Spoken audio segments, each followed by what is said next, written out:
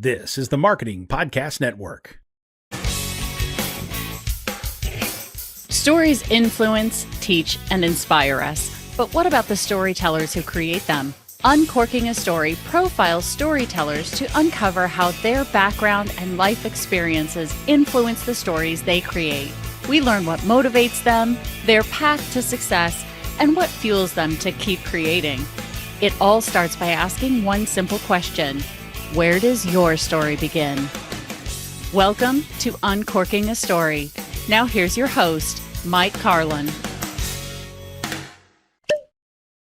Hello and welcome to Uncorking a Story. I'm your host, Mike Carlin. Today, I'm excited to introduce you to Tim Murphy. Tim is the author of Correspondence and Christodora, which was longlisted for the 2017 Andrew Carnegie Medal for Excellence in Fiction and named a Best Book of the Year by The Guardian. He has also been a journalist for the past 25 years and joins me today on Uncorking a Story to talk about his career and latest novel, Speech Team. Welcome to Uncorking a Story, Tim. Hi, thank you for having me, Mike. Happy to have you here, Tim. I'm curious, where does your story as an author begin? You mean my personal story? Your personal story as an author, yeah. Like how I first became an author? Yeah, like how you got into writing, when you started to get interested in writing, when you knew you wanted to be a writer for a living? Okay, sure. Well, it goes back a very long way. I mean, I think I've wanted to be a writer since, and started being one when I don't know, 8 or 9. I remember that I wrote this little poem called Nightfall. This was maybe in like 4th grade. And somehow it ran in like the town paper, and like seeing it in print with my name under it just like made my head explode.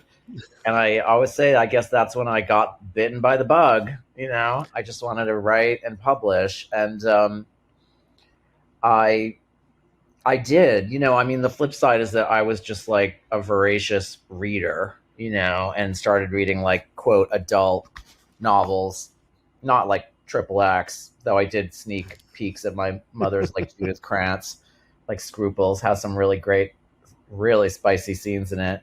But not children's novels or YA novels. I started reading them young, like, I don't know, like 11, 12, 13. And I don't know. I just, any chance I could get, I wrote stories, I wrote fiction. I had a wonderful teacher in high school he took me and another student to this special weekend at Middlebury College that was related to Breadloaf, which is like their writing program they've had there for a really long time. And it was so intoxicating. It was just a weekend of writers and poets and workshops. And I wrote this, long short story that I brought up to be workshopped, and like, it was the first time I ever sat in a workshop. And I was like 15 or 16, and there were readings, and I was just so enchanted by the whole thing. It's really, other than a journalist, which is something I also really loved from a young age, and which I also am, like, it's a novelist is the only thing I've ever wanted to be, ever, ever, ever. And I think I learned a long time ago that I will keep writing them regardless of whether they're bought or they do well, because I'm just unhappy when I'm not. I'm happier when I'm writing a novel and less so when I'm not. So I've realized that I kind of compare it to someone that needs to constantly knit a new quilt or make a new quilt or something. As soon as they're done knitting a sweater, they have to like start another, because it's like, it's all they know how to do. Do you still have a copy of that first thing you published in the paper that got you bit by the bug? I think my mother might have it in some box somewhere. Yeah. That's an important thing. You gotta bust that out and frame it or something. How about that teacher? How important was it for you in high school to have somebody believe in you and encourage you to do that, Breadloaf program at Middlebury College? It was extraordinary. He was, for one thing, he was gay, and he was not out, at least he was not out to the students. Even though I think we all kind of understood on some level that he was. And I think when he did come out after I graduated, it got a bit ugly, actually. But I don't want to say that definitively because I wasn't there and I only heard that firsthand. But he was just such a lovely man. His name was Leonard DeSimone. And he was just so lovely. And I remember that weekend. And I remember he said to me, I said something like, I don't want to write. I would never just write for myself. And he said, that's because you write for an audience. And, that has stayed with me all these years. I don't know why. It was just a very offhand thing that he said. And it's sort of kind of obvious in a way. But that was remarkable. And there were other teachers too, like we used to get, the Atlantic magazine. Sure. I had this English class where we got it and we had to get the magazine, or maybe the school paid for the subscription. I don't know, whatever, but we got it every month. And there was this illustrator named, and I don't even know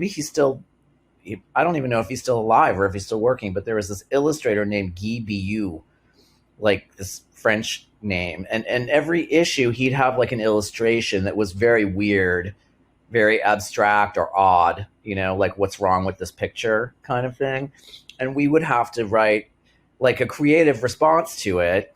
And everybody else would like write a haiku like 5 minutes before class. I would write these like 20-page short stories, based on the picture. Because I had started I think my mother had started buying me like Best American Short Stories. It comes out every year. And so this was the mid 80s, so this was the golden age of like Mona Simpson and like Ethan Kanan and Beatty and, the Raymond Carver school of a certain kind of like a very, everything is kind of middle class and like dull on the surface or, understated. And like all the themes are kind of subtextual or so. And I was just so enamored of like, that was when I started reading like contemporary fiction, and I just wanted to be one of these, this is the era of like Tama Janowitz and like Brett Ellis and Jay McInerney and Mona Simpson. And, they were all kind of like a brat pack of writers in New York. And I just wanted to be part of them so badly, So how much time sort of elapsed between, starting your first novel and getting it published? What's the backstory there? Well, the first one I wrote and published in my 20s, it was called Getting Off Clean. And it was kind of like a gay coming of age, very like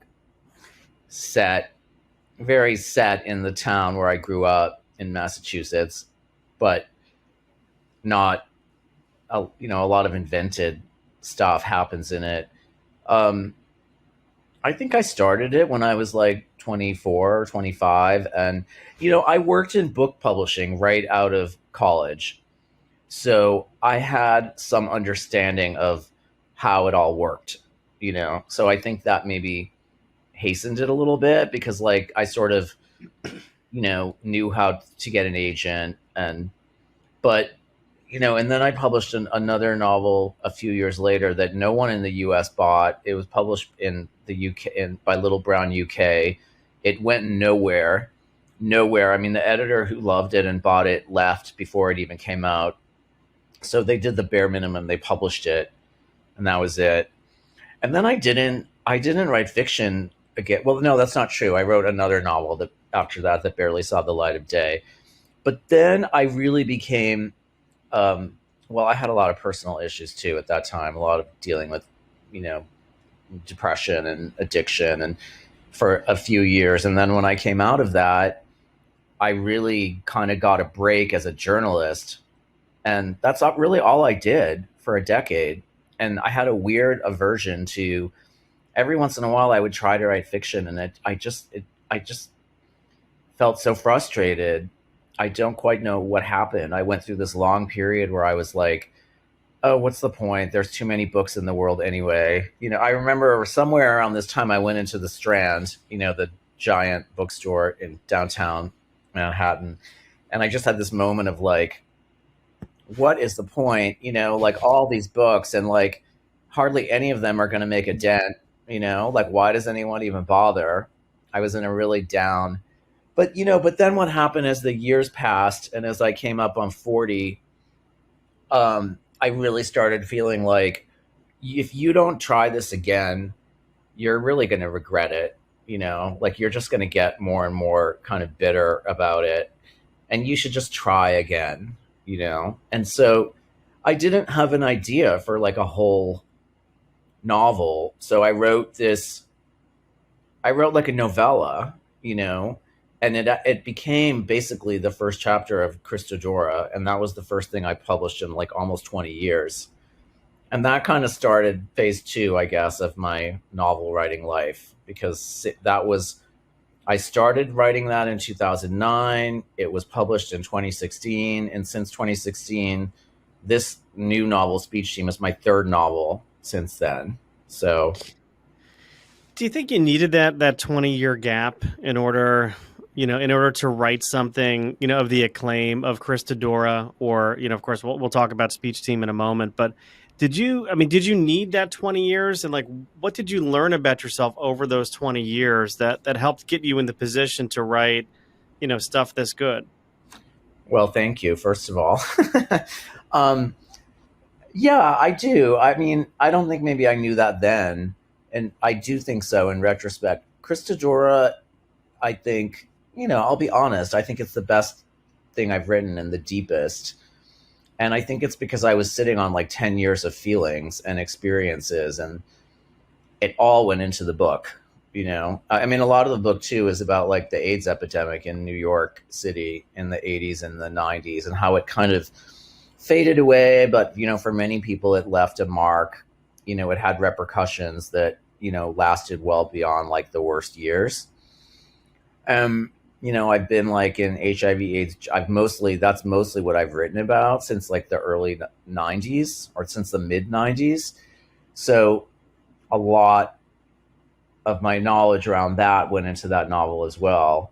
But a lot of personal feelings went into it as well, So I guess it was unbeknownst to me, I guess it was percolating maybe all those years, And I remember thinking, well, I will just put this book out in the world one way or another, even if I have to self-publish, even if it's like a tiny queer press, or if I have to self-publish, I'll get it out there somehow. And that's how that happened. And yeah, and so this book, and it's funny because I've actually I feel like I'm amassing a parallel pile of novels that may never see the light of day. Like I've written 1, 2, I think 2.5 that have never been published. And, the one I just finished, who knows, that may never be published, I mean, so it's funny. It's like I've written almost twice as much as I've published. I have these manuscripts like in boxes. Yeah, I've heard that's not that, based on the people I talk to anyway, it's not all that uncommon to have a few like done and remaining unsold before, you start to take off a little bit. But what can you tell us about Speech Team? Well, Speech Team is about, it's about 4 friends from high school. It's very autobiographical. I mean, not everything that happens in it, but I would say like the past part of the book is autobiographical. It's 4 friends who were in high school together in a public high school in Massachusetts in the 80s, and they were all on Speech Team. And 25 years later, they find out that a 5th member of the team, and they've all more or less, they've all drifted. They haven't stayed in touch over 25 years, but they were very close at the time because they were like the weirdo, the brainy misfit kids, or the proto-gay kids, and they slowly reunite. This 5th member of the team kills himself, and he leaves a note where he says something about something that was said to him by the teacher who was the speech coach that he never forgot. And so the 4 of them, they slowly reunite and they start sharing notes, and they realize that this particular teacher said something problematic to all of them, about different aspects of their identities, basically. And they decide to, like, kind of for fun / what might happen, to go they find out that he's in retirement in Florida. So they decide to go take this trip to Florida together and to find him and to confront him, and not to, like, people have been like, ooh, people have said to me, like, oh, did they kill him, or did they kidnap him, or did they torture him? I'm like, no, it's not really that kind of an over the top book. They want to ask him. They just want to say, like, do you remember what you said? And do you know that none of us have ever forgotten it? It stayed with us our whole lives. And why did you say it? If you do, why did you say it? So that's the premise of the book. But it's also sort of about the four of them and how they've changed, how they've done better than they thought they would, or worse. And it's a reunion. It's like a high school reunion story. Yeah, of the misfits. And I'd be curious to know, I love the premise of it. It screams to me of, like, hey, if we met, the 5 kids who were in the Breakfast Club, I think there were 5. What are they doing now? How did their lives change? Would they still, I guess, coalesce the way they did, in the movie? Did you have fun with that, kind of bringing these, people back together after such a long time? Yeah, it's really fun to imagine scenarios and conversations where people who haven't been in touch for years are in touch again. And it's a bit awkward, I mean, for one thing, I think they're all aware, of the 4 of them, only 2 have, like, stayed, were absolute besties, and have on and off have stayed close over the years. So, when they do, when the 4 of them do reunite, there's a bit of this awkwardness of, like, why are we back together? So the awkwardness of, how would it play out? Like, I'm a very kind of naturalistic writer in a way, like, I don't really do much in the realm of fantasy or science fiction, stuff like that. It was really about, well, how would this play out, in a way that is where they do go on the trip, which is stretching plausibility a little bit, but you kind of want everything leading up to that to be plausible. So there's a real fits and starts kind of quality to it. I love also the fact that, the retired teachers in Florida, because there's just so much fun you can have writing about Florida. And I'm speaking about that as somebody who was born and raised partly in Florida. So, oh, okay. It can be a fun setting. Just, well, they go to, the teacher lives in Sarasota. And they stay on the Longboat Key, I think. It's a very posh island off of Sarasota. So describing this kind of posh, but also kind of bland, atmosphere was fun, Yeah. Yeah. I've always wanted to write something that took place in the Villages. I don't know if you're familiar with that big retirement community down there, but I think that could certainly be fun. I would just love to go there. Just people watching the Villages. Where is it in Florida? I think it's somewhere, like, dead in the center of the state, and it's I think it's got like 56 golf courses, and just it's probably like bigger than the population of the Villages could be bigger than, like, the state of Rhode Island for all I know. Certainly Montana. Right. It's fascinating. But I love also the dynamics of bringing this group of people back together. Reminds me of, like, the dynamics that might reemerge when a family who hasn't seen each other for a while get together, and how old dynamics kind of come into play. At least that's what happens in when my family of origin gets together. It's always interesting. Yeah, I mean, I think there's a lot of kind of, like, self-reflection going. I mean, they've all done. I would say they're at 4 different levels of, like, success in life. I mean, one of them is sort of, like, dazzlingly successful. One is, like, comfortably successful. One is fine, but not very happy. And another one is, like, really struggling just to make ends meet. So there's tension and, like, dynamics over that, And, I mean, I don't want to say what happens, you know.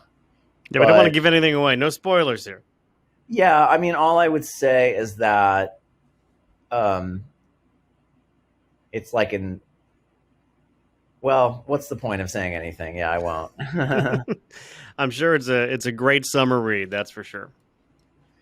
Well, I hope. Well, one of the ways I like to also get to know my guests a little bit is by asking some questions around pop culture. And I know you were a big reader as a child, but I'm curious, Tim, when you were growing up, was there anything you liked to watch on TV? Any TV shows that you were interested in as a kid? Oh my God. Yeah. Well, I mean, I was like, a gay teen in the 80s. So I was obsessed with Dynasty, of course. Linda Evans?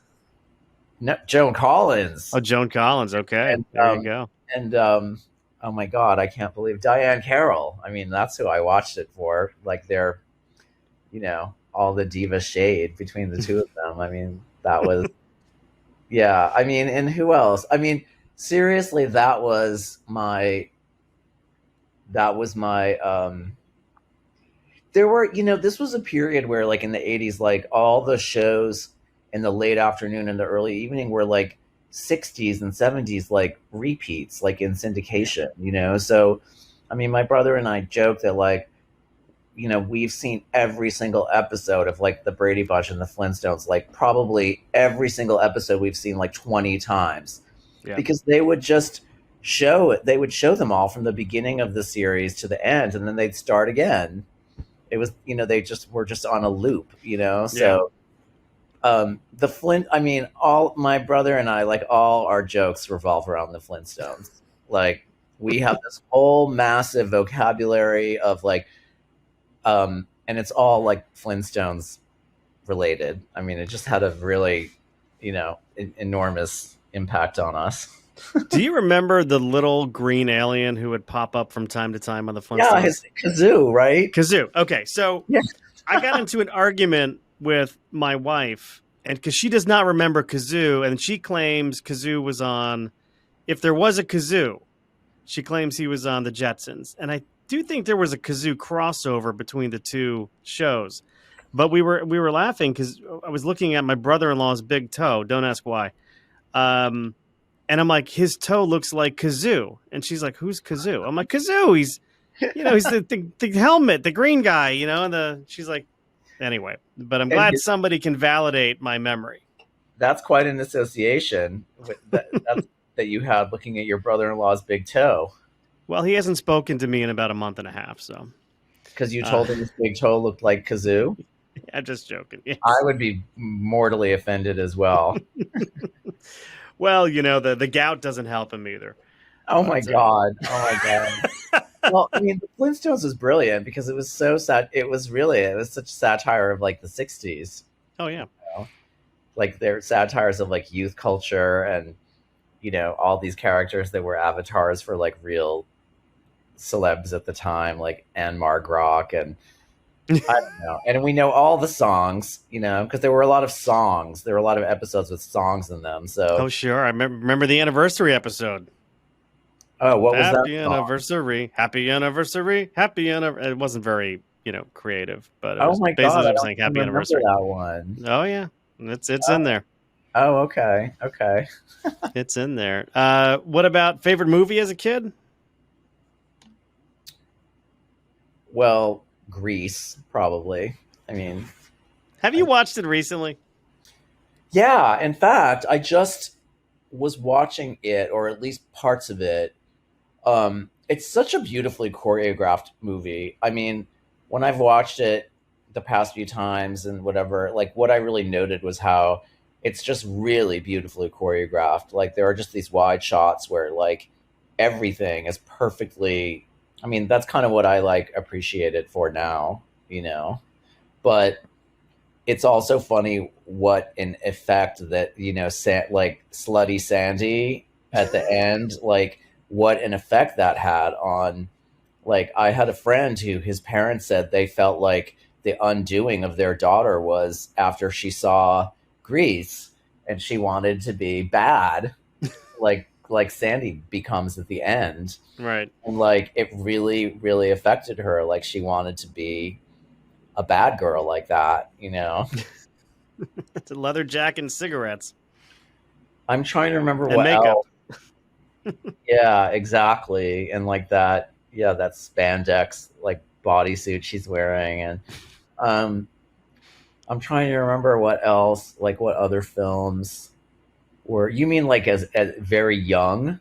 Yeah, like when you were Oh, I'll growing tell up, high you. school. I mean, come on. I'll tell What? you, I remember when I was 10, there was this movie, The Champ, with like, I think it's like John Voight and Ricky Schroeder and Faye Dunaway. And I think it's John Voight. I'll have to look. But anyway, he's sort of a washed up like fighter, like boxer. And, he's very hard up. And Ricky Schroeder is his son. And his mother is Faye Dunaway, who's married this like really wealthy man. So there's kind of like this vying for like Ricky, But I mean, just for the point of the story, it's a little bit almost like, The Wrestler with Mickey Rourke. Sure. It's sort of similar because the champ gets back into, I think it's John Voight. I'm going to actually look it up right now. Let me see. The Champ. Yeah, it is John Voight. It was 1979. And so at the end, like he makes a big comeback in the ring. And of course his son, little Ricky, is like rooting him on, but like he dies in the ring. And like little Ricky watches his dad die. And he's like, "You can't die, Dad. You're the champ. You're the champ." And I would like sob. And I was addicted to it. Like it was on HBO, so it was on all the time, or Cinemax or whatever. So it was on all the time. And it's like, I think I was just just addicted to watching it and like crying, like it was cathartic for me or something, So But I that must have remember been. my brother like laughing at me because I would always cry at the end of the movie when he's like dying in the ring. That must have been pre-Silver Spoons, Ricky Schroeder. I think it was. Yeah, it was right before that high water moment for him. That's right. That's right. What about music? What did you like listening to when you were growing up? Well, like as a kid, like a young kid, I love Johnny and Marie. But I mean, that was like a really young, when I was like 6 or 7 or something like that. I mean, as a teenager, music was everything to me. I mean, I played the piano, so I did like classical. I loved jazz, and I loved like all the like Ella Fitzgerald and Sinatra. But I also really loved, like indie, like lots and lots, like REM, like early REM before they kind of became more accessible, and the Smiths and Echo and the Bunnymen and the Cure, and I could go on. But I mean, I also, the gay side of me, the more like basic gay side of me, also loved like Madonna and Janet Jackson, No, sure. I mean, Madonna was so big in the 80s and even in the 90s too. Yeah, she had a great way of reinventing herself. I'm not so sure about her current look, but I know back in the day she maintained her relevancy quite well. I mean, I don't even get me started. I could like spout a dissertation on, what she did to the culture in the 80s. I mean, Yeah. I think it was like really, I think around sexuality, around women's sexuality. It's certainly around gay visibility. There's, I'm sorry, these girls today, they don't know the giant whose shoulders they're standing on. That's right. What about reading? Do you have a favorite place where you like to read today? Yeah, in bed. I mean, That's a pretty common answer. I'm in bed right now. I don't know if you can tell. Like, I actually work and write and do everything in bed. I just find it more comfortable than like sitting up in a chair. Sure. So I just sit all propped up in bed, like, Barbara Cartland writing her romance. Okay, I'm really dating myself. All propped up with my satin pillows and my little toy dog, and I hear the same. Go ahead. Yeah, no, bed. One of my favorite things for the longest time. I mean, I don't do it like all the time anymore, but like for whatever reason, like staying up really late on like Friday night and like reading until like 3 or 4 in the morning is like one of my favorite things. You know, I don't do it a lot anymore, but like when I do, I just love that feeling of like, oh my God, this book is so good and I don't have to work or anything tomorrow. I don't have to go to bed. I can read, I can finish the book I can stay up all night and finish the book if I want. What about writing? Would I hear the same answer? Do you write in bed as well, or is there another place where you like to write? Yeah, I do. I do everything in bed. I've written, I don't know, like 4 novels in bed. There you go. Last step I have for you is, I call this the letter to me question. If you could, write a letter to your younger self, what would you tell that younger self, Tim? What kind of words of advice or encouragement would you give your younger self? Wow. I mean, that's so much of what Speech Team is about, actually. I think I'd say you're going to have a lot of bad feelings, and they're not your fault. Like you're going to go through feelings that relate to, how you were treated growing up. And I think if I had known that, like, if I had when I was in my 20s, if I really understood more trauma is all anyone talks about now, but like it was poorly understood 30 years ago. And I don't really think it ever occurred to me how much like the abuse I suffered, like as a kid, affected me later in life. And I would tell myself that, I would say you're going to have, you're going to have a hard time and you're going to have bad feelings and you shouldn't feel like it's your fault, like you should get help. Actually, you should excavate your past and, talk about it. And I don't think I really made that connection until much later. Yeah, I love that notion of excavating your past. That's really powerful. Well, Tim, this has been a great conversation. If people want to connect with you, are you active on social media? Do you have a website people can look you up on? I'm the worst. I'm the only novelist in America that doesn't have like a dedicated website for themselves, but they can, I'm on Instagram, like Tim Murphy, NYC writer. So they can like they can find me there and DM me there. Yeah. All right. Very good. I'll be sure to put that Instagram handle in our show notes and assume that a Speech Team can be purchased wherever books are sold. Is that right? It's absolutely right. It's out there. It's out there. So go buy it, people. Go buy Speech Team. And I'll put a link to where you can buy it in the show notes as well. Tim, thank you for stopping by Uncorking a Story and letting me uncork yours. Sure. Thanks, Mike. I enjoyed it. Take care.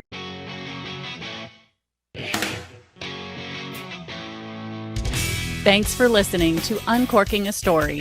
If you'd like more information about today's guest or to find out more about Mike, go to uncorkingastory.com. If you enjoyed the show, please subscribe, rate, and review us at Apple Podcasts, Spotify, or wherever you get your podcasts. Tune in every week to hear Mike Carlin uncork a new story.